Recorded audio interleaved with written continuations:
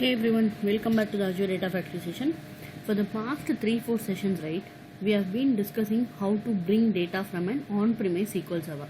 Okay, so in session 7, right, we installed a self-hosted integration runtime, which is a prerequisite for connecting to an on-premise server.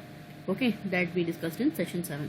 In 8, what we discussed was we actually brought data from a SQL Server which was present in on-premise location. Okay, using the self-hosted integration runtime we created in session 7.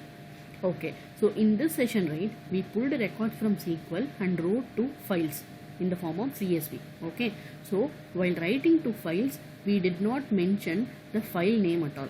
So what it did was it wrote the file name like this, which was the default way in which Azure Data Factory will name the files if we are missing file name. Okay, so what we did in the next session is we tried to customize the file name by giving some logical name to it. So what we did, we used the table name as the file name itself. So okay, so that is what we arrived here.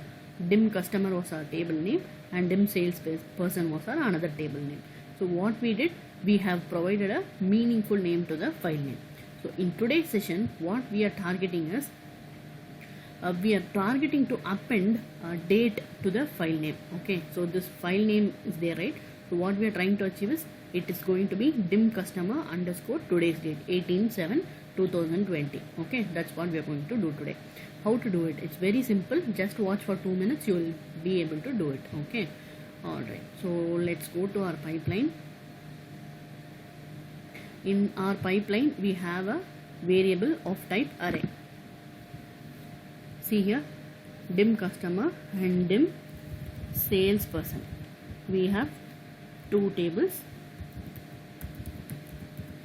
Okay, so what we are going to do is we are going to use for each loop to loop through these tables and bring records and write to CSV files. Okay, while writing only, we are going to change the file name. Okay, writing means copying. So while copying from source to sink, we have to change. Right now it is using current item to be the file name. Current item is nothing but the table name brought by for each loop. Okay, if you want more details about these things, please watch my earlier videos wherein we have discussed all this. Alright, so I'm going to edit it.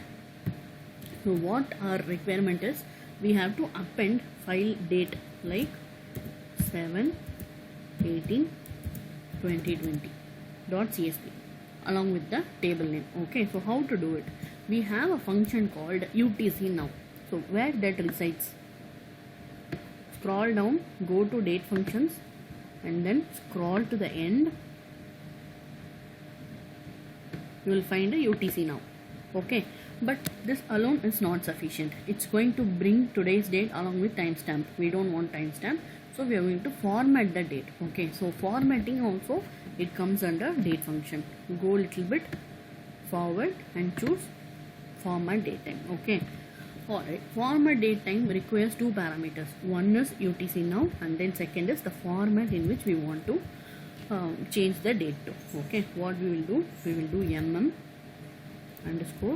mm_dd_yyyy. This is how we are going to format the date. Alright, I'm just going to cut it and put it in between the item. Item is nothing but the table name brought by for each loop. Along with the table name, we are going to append this date, and before this we just need one underscore. Okay, so I'm appending all this. So our file name will look like, after this expression is evaluated, right, file name will look like dim customer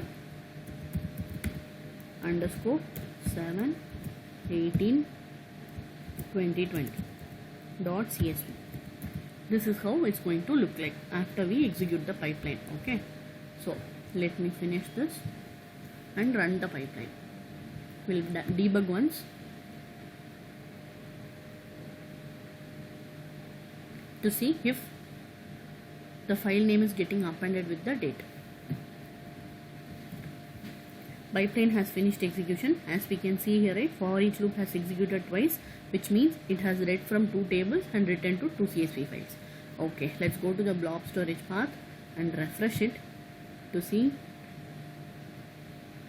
if we have appended date with the file name. See here, it is today's date, so it has appended 7/18/2020 with the file name. So it is as simple as that to append dates in Azure Data Factory. If you have any doubts about this, please let me know in comments. If you haven't subscribed to me for it, please subscribe to the channel. Thanks for watching. Keep supporting.